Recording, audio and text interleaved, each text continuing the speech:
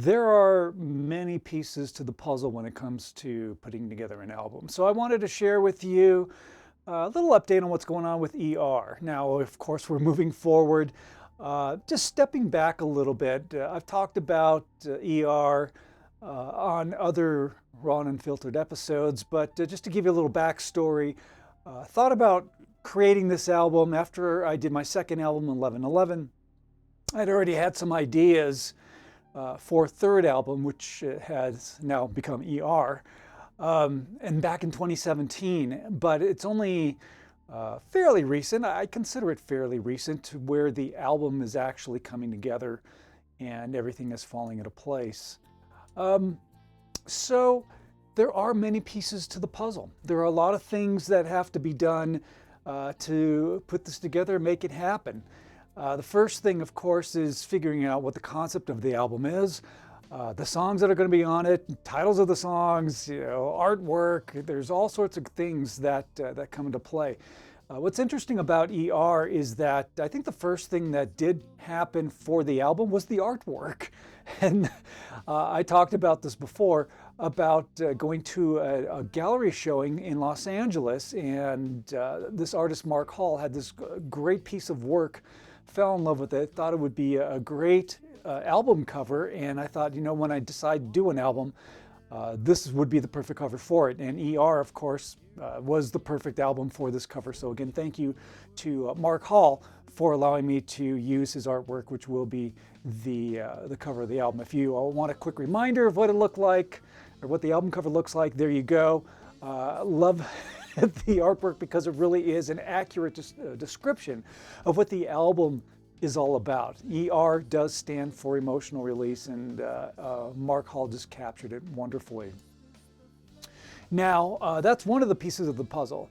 As the songs started to come together, or at least ideas and snippets, I knew that I wanted to, of course, share trauma. This is a trauma album because for me, on a personal level, it's releasing a lot of the things that have built up inside. I'm one of those people who hold things in, and to do my emotional release, doing it in music form, of course, is what I do, and that's how I deal with it. So that is what ER is all about. Now, of course, the songs, I want you to be able to relate to it.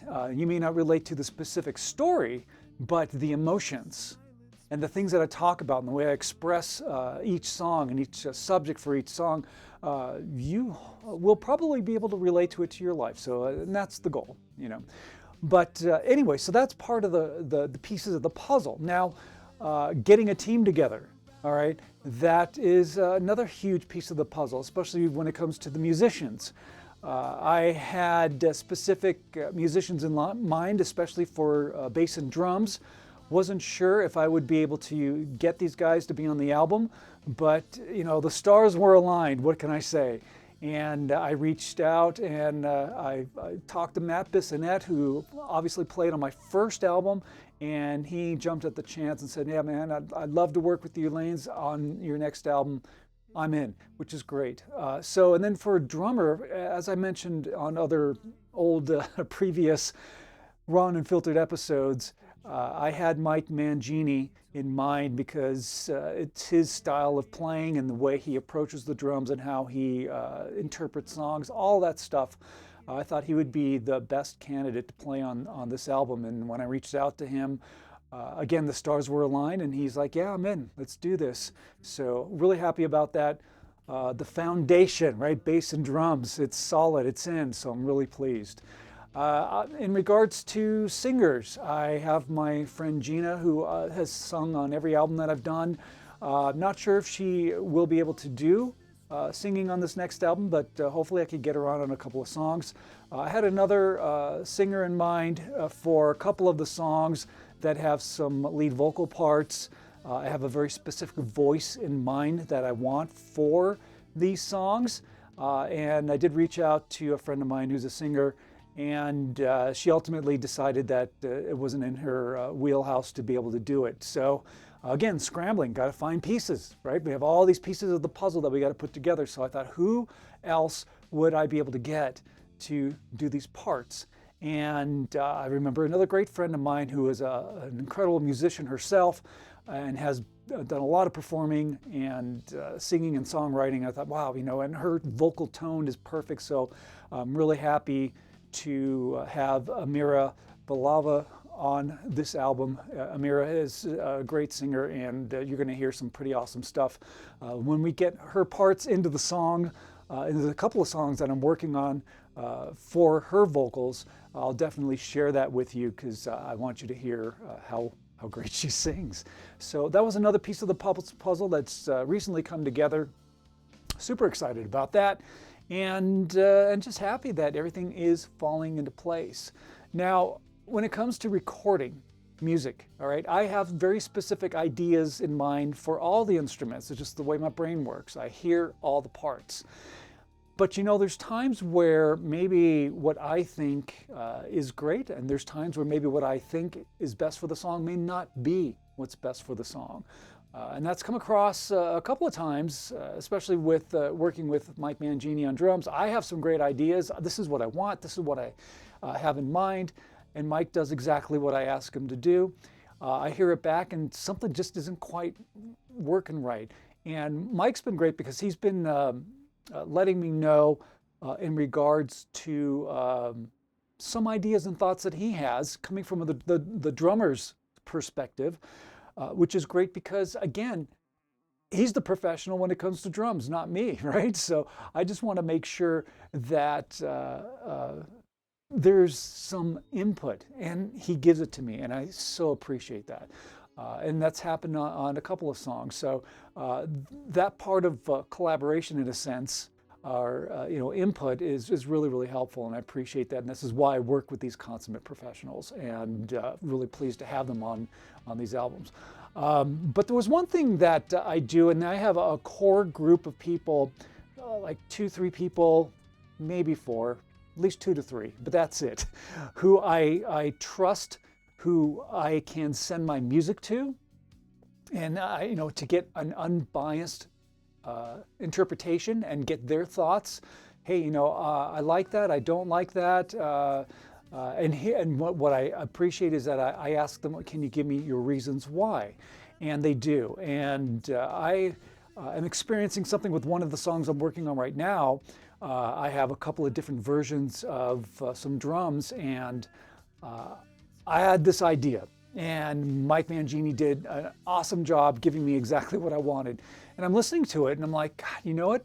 Maybe what I'm thinking isn't really the best for this song. So I wanted to get some opinions, and I got some opinions, and they were telling me that one of the first, there's 2 versions of drums. The first version Mike gave me, he did an incredible job, but it wasn't what I had in my mind. So I said, well, let's try this. So he gave me a second version.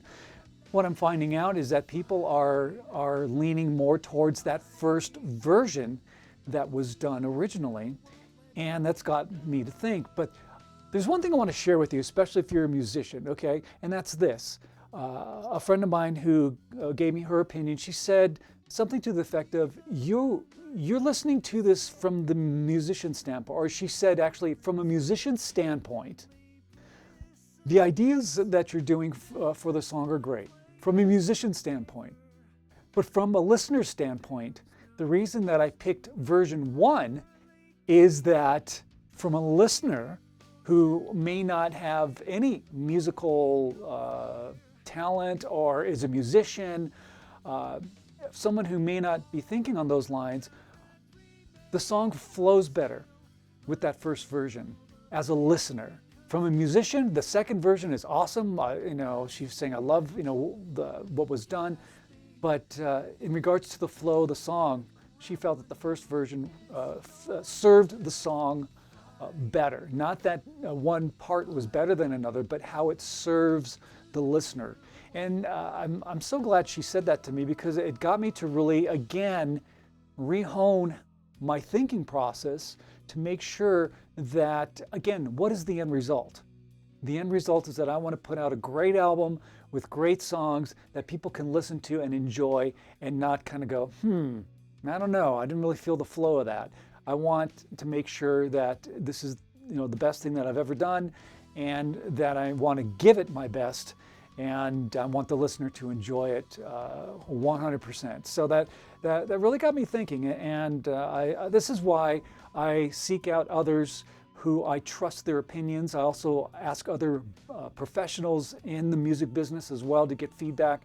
And that's always good, getting good constructive criticism, because I ask for it and people have given it back to me, which I so appreciate, is really, really helpful. And that's part of the pieces of the puzzle when it comes to creating an album.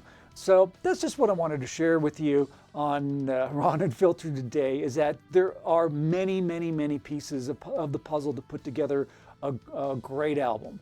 And I'm glad that I have the opportunity to utilize the tools that I have, the friends that I have, the professional musicians that I'm friends with, to give me their opinions when I ask for some constructive criticisms, and they do so, and it's really great. So if you are creative, then don't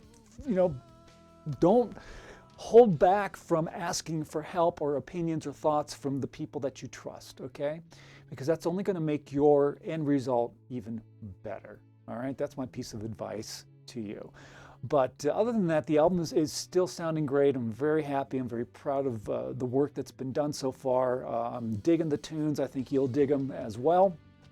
And yeah, we're looking at a summer release, summer 2026. We're looking to get this album out. I'd love to get it out by the end of June, but we'll see. I think it probably will be midsummer, but I'll keep you posted.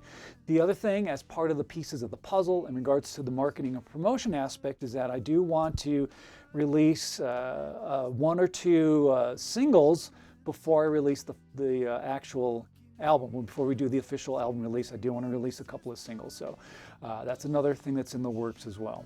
I have a lot of work on my plate to get this album done. There's a lot of things to do, a lot of pieces of the puzzle, the mixing, the mastering, all the parts that I want to integrate into every song, and making sure that everything is just crafted exactly the way it should be.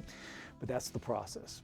Anyway, so that's your latest update here on the ER album. Again, subscribe to this channel. Tell your friends about it. I love taking you on the ER journey. I'll have more updates for you, of course. If there's any other of the songs that you want me to talk about in more detail, I'll be happy to do that.